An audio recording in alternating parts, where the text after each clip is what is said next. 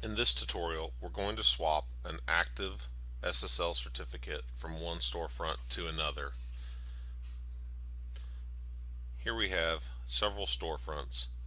This is the currently active SSL certificate, and this is the one that we would like to move it to. On the currently active one, we'll go to Change Store Location, and then we're going to click the pencil, and we need to give it a new name.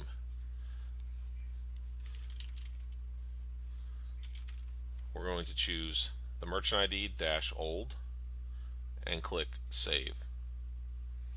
This is going to free up the SSL certificate. We will now go to the desired storefront, click Change Store Location. The SSL certificate has been freed up, and we can click the Change Store Domain. At this point, the new storefront has been activated with the SSL certificate, and the old one is available there for archival purposes.